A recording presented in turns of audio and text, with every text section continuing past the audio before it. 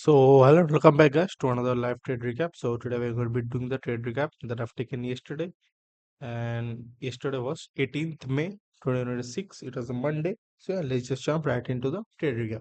So, going on to the day, I had a pretty bullish bias, as you know, every day the market either manipulates lower or we jump in, retrace into a fair value gap, and we form a new all-time high on a daily basis.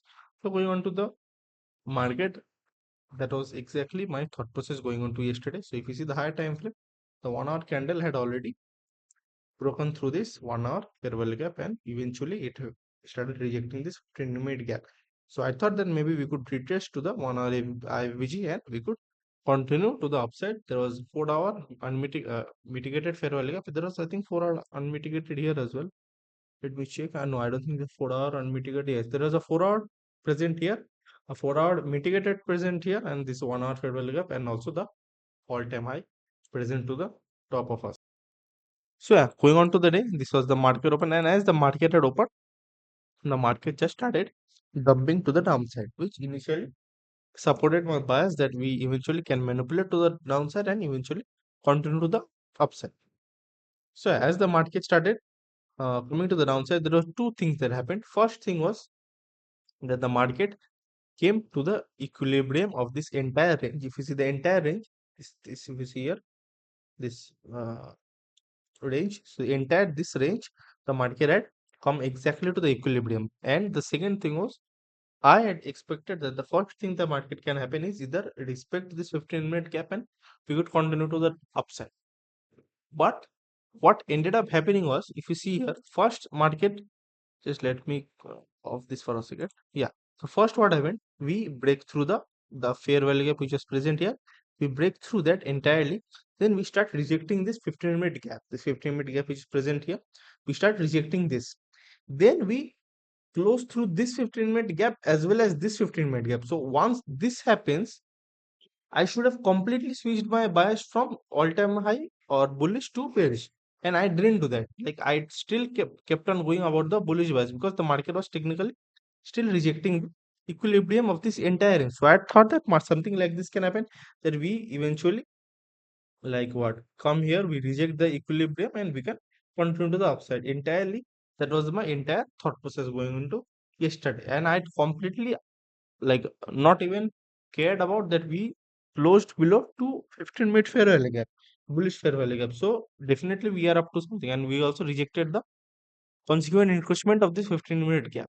So at this point, this no longer becomes the nearest down liquidity. So nearest down liquidity becomes the London low, and as well as the sell side liquidity present to the bottom of this is Asian low, I think so. Let me check. Yeah, so this is Asian low. This two becomes the nearest down liquidity, which I completely, like, foresee. Like, yeah, that was the mistake that I had made in this trade. So yeah, I'll try to do better. So yeah, as the market started rejecting this, I'll just show the session recording here as well. So yeah, let's just open the session recording. This is the session recording. So this year market started, as the market opened, it started dipping to the downside. It is falling. The macro has not opened. If you see the 5 time frame here, we have already broken through two of the 15-minute fair value gap which are present. So at this point only my bias should have completely shifted to the bearish. But technically I did think that we will reject the 15-minute gap and continue to the upside, which was the entire, like, which happened in this trade. So we see the market just started retracing here. This it rejected, started rejecting the 15-minute gap. Then I thought that initially what mode is left. First thing happened is 15-minute gap. Then we had an internal SMT here as well. If you see, there was an internal SMT formed here as well. So internal SMT, and by the way, I had taken two trades. So these both are not same trade, both are different trade. So there was a SMT formed in the middle. Now the last thing that was left for me to take this continuation model to the upside was the 3-minute IVG. So as this 3-minute gap got inverted, I was waiting for this 3-minute gap to get inverted in the 1 minute time frame. As this got inverted, if you see, it got inverted very nicely. As this got inverted in the 1 minute time frame, then I taken my entry there, and that the market just stopped me out very quickly. But the thing was, there is no break even point for me. I don't think so. That was the smart choice for me because there is no option other than this 15-minute gap, and I could not put break even in this 1 hour consequent investment because it's not even a 1 is to 1 hour, 0.72. I think so. I should have done that, but yeah, I didn't do that. I did take partial here. I don't think so. I take partial. I completely forgot. So at this point, nothing happened. Yeah, at this point, I think so. Most definitely, I should have hit my stop loss to break even and taken partial right out right there. But I ended up going, and the market just completely flipped on me. Yeah, like this shit happened. Like it was very like weird kind of movement are happening on a daily basis. Like this kind of moment, it was very rare. Like 3 4 months ago, according to the like how many days I had backtested. Because either you just stop me out or go in my direction, or just consolidate. We are not doing anything like we are consolidating also. We are going to the upside also. We are going to the downside also. Like, we are just in a kind of a weird moment here. Okay, so if you see the session recording here, I'm waiting here. At this point, we have an internal SMT. Then I'm waiting for the candle to close above the 3 minute gap. Then I can take my entry. And we ended up, yes, as we ended up closing to the upside. As we ended up closing, then I take my entry there, put my stop loss here now, and I target this 15-minute IBG. Okay. So yeah, that was the entire trade. At one point, I was up around 200 USD. At this point, I think so. Technically, I should have put my stop loss to break even because there was nothing here to target for a break even or a partial, and we are already like what? How many handles this was? And I don't. I think I need to stop thinking about the RR and think about the handles because if you see my journal, my average RR is around what? 28, 29 RR is my average RR on a expected value. So yeah, that was a mistake that I made. Now I'm going to fix that and not see as a trade as a RR perspective. See it as a like how many handles am I getting out of the trade. Okay, so yeah, that was the first trade. It just stopped me out very nice. I did trail my stop loss to here. If you see here, I did trail my SL at this point. So the market started going to the upside. I didn't do anything. This time I took a screenshot. I see I was at one point I was up around nearly $203, $300. But yeah, like yeah, at this point I just retraced my uh, stop loss to this point after we started consolidating here in the 1 hour consecutive. I had expected that if we don't break through this very quickly, most likely we are going to reject this 1 hour consecutive encroachment, and exactly that's the thing that ended up happening. We just rejected the consecutive encroachment. We gave an IBG 1 minute IBG, and we just dipped to the downside. And the second trade, it was kind of a similar trade here as well. I was waiting for the market to reject this 15-minute gap, and we have a nice displacement to the upside.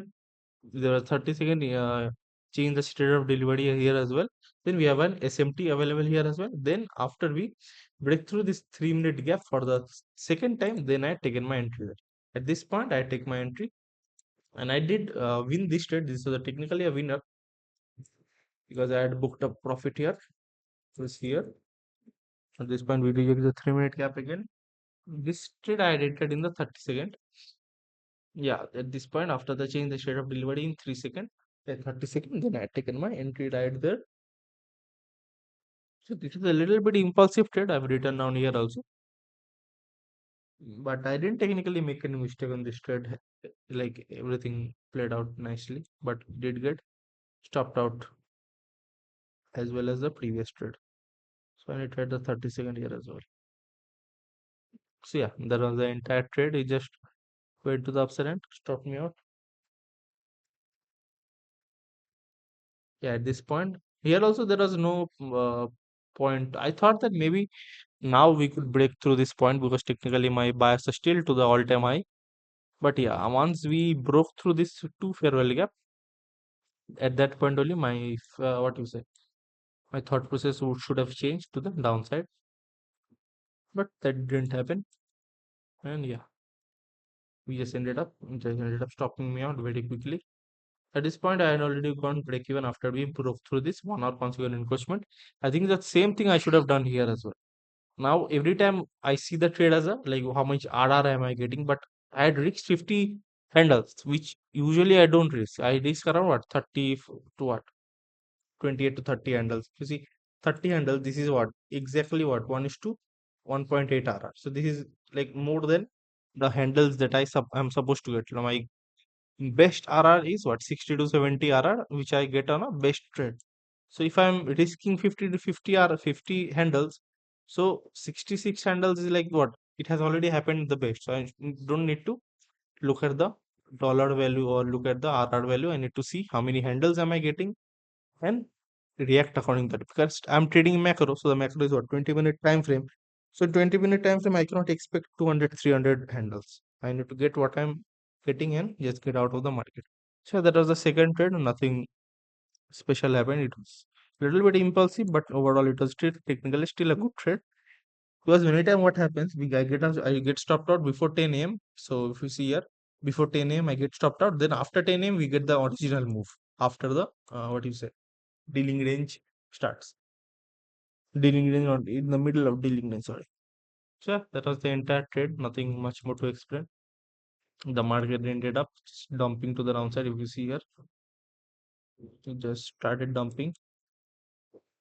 Yeah, and ended up eventually hitting the sell side liquidity, which was should have been the target after the 15-minute had got inversed. So yeah, that was the entire trade. My Lucid accounts are looking a little bit weird as of now. One account is $585 in profit, and one account is down. I mean, $400, I think so. So yeah, that's it. Thank you so much guys for watching. Bye bye. Take care. Peace out.